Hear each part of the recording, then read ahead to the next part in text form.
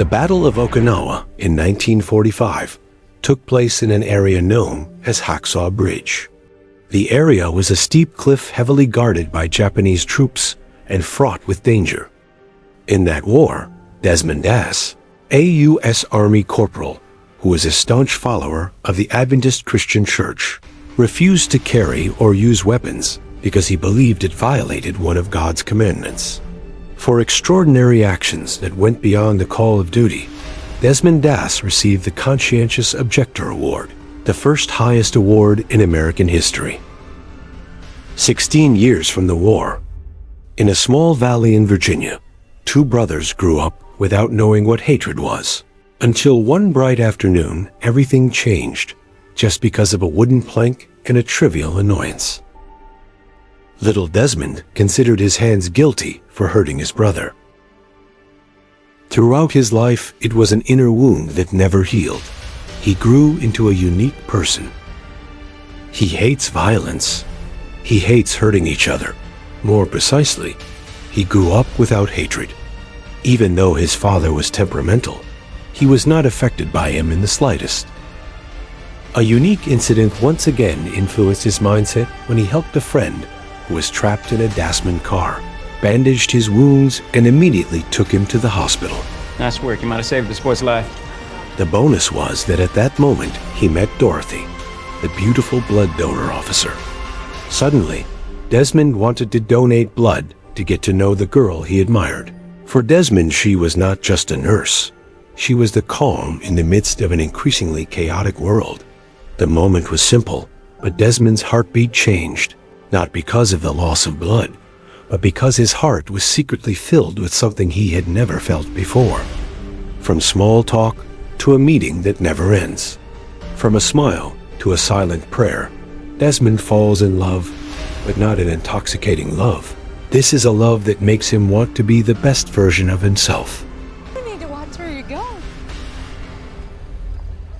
Until one moment, Desmond told Dorothy that he was going to the battlefield, but Dorothy was worried about her lover's safety. For that reason, Desmond promised to marry Dorothy during his first leave from the military academy. In the barracks, Desmond meets several new acquaintances who will go to the battlefield together. He lives in the same barracks with men who are stubborn, rough, and don't believe in gentleness. He also meets Sergeant Howell, who is very fierce. Every day his job is just to shout. The first lesson in the barracks is rope making. Sergeant Howell teaches them seriously, explaining that they must master it or die on the battlefield. Next, it's a test of agility and fitness. Desmond demonstrates his superiority, outperforming all the other students.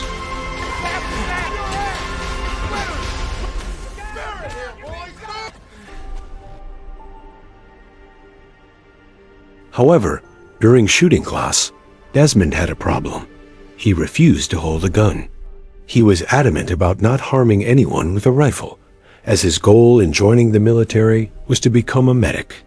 Consequently, he was taken to Captain Glove, the leader of the military academy, but Desmond refused to carry out his orders. In front of his classmates, Desmond was often humiliated. In their eyes, Desmond was not a soldier. He was just a strange man who didn't want to touch a gun, who refused shooting practice, who believed more in prayer than bullets.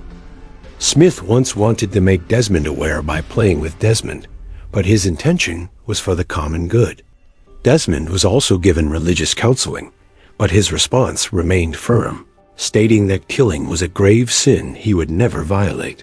Captain Glover once ordered extra pressure on Desmond's squad. The commander had tried various ways to get Desmond to leave the unit, but none of the ways could change his beliefs.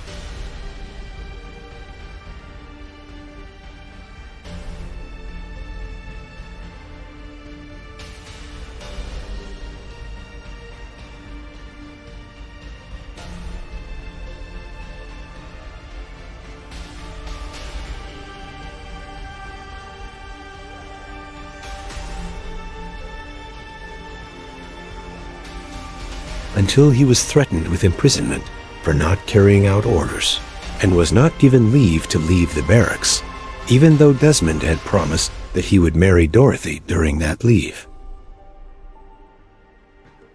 The threat still did not penetrate Desmond's belief. He was finally imprisoned for refusing to carry out orders. The consequence was that his wedding was canceled. Captain Glover tried a more subtle way in this situation, namely bringing Dorothy to Desmond and telling her to persuade Desmond to hold a weapon. But Dorothy could not penetrate Desmond's belief, and the girl really understood and respected him. That night, Desmond dreamed about his parents, especially his father, who was a World War I soldier. The next morning, his father visited an acquaintance in the military who had a fairly high rank. This was done for Desmond, who was going to undergo a trial in a military court. Desmond was tried for the code of ethics for refusing orders. The scenario was quite easy. Desmond only needed to admit he was guilty. Then he could go home. But he remained firm in wanting to serve his country, even though he had to be charged with guilt. Luckily, his father brought a magic letter stating that Desmond could go to the battlefield without carrying a weapon. It turned out that the letter was very influential. There was an official law that allowed and freed all of Desmond's charges until he was found not guilty. You may resume your duties and begin training as a combat medic.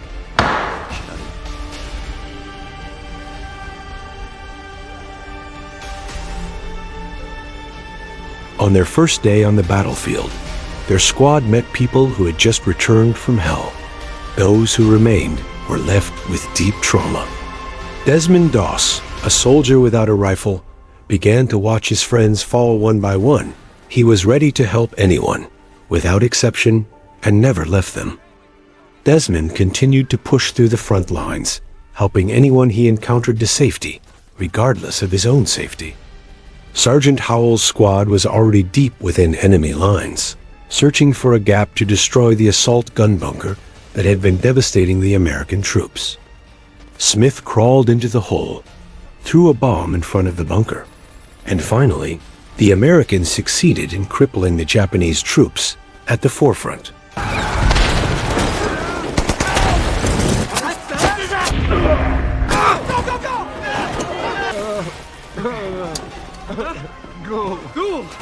That night, they mourned the fate of their fallen barracks comrades. Doss and Smithy began to get close. They exchanged stories.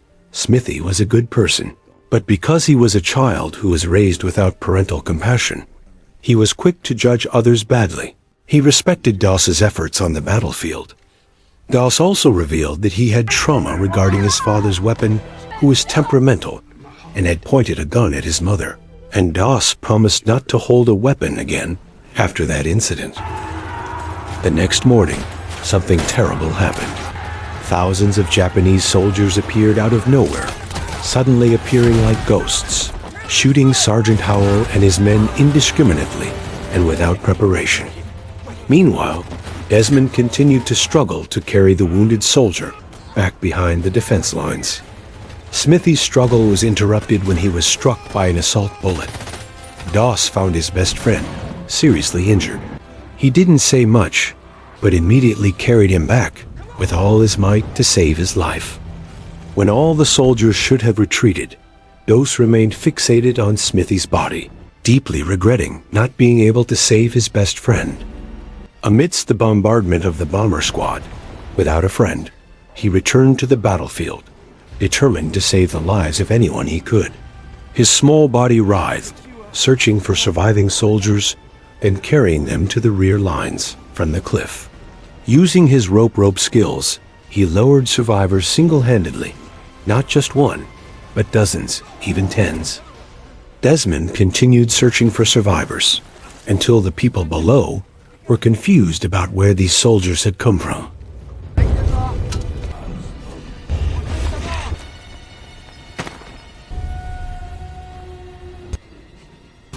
Let's go, buddy. Check. During the search, Desmond accidentally strayed too far from the enemy's front lines. He lost his way and entered an underground hole where Japanese soldiers had been hiding. This was an entrance and exit, allowing the Japanese to come and go when cornered or bombers fired on them. Successfully escaping, Desmond continued his search for survivors. That night, he helped them return home alive, one by one. It was a long night, and he rescued dozens of people. Where the hell are these guys coming from? From Hacksaw. Doss returned to pick up Sergeant Howell, but it wasn't easy. They were targeted by a sniper, and Sergeant Howell had to shoot him so that their presence would be known to the Japanese patrol. Doss managed to return to base safely and managed to save at least 75 people that night. They were people who were certain not to survive, but finally, Desmond Doss, the person who was initially rejected and doubted because of problems with weapons, now actually contributed the most on the battlefield. And in the next battle, all soldiers did not want to go to Hacksaw, if not with Doss, because Doss brought hope of life. What Doss did raised the morale of all soldiers. They fought no longer only for their country, but for the safety of all. Desmond Thomas Doss faced challenges and rejection from his colleagues because of his beliefs, but he remained steadfast. However, Doss demonstrated extraordinary courage by saving the lives of many wounded soldiers, often under extremely dangerous conditions. He died on March 23, 2006, in Piedmont, Alabama, at the age of 87 due to respiratory complications. He is buried at Chattanooga National Cemetery, Tennessee.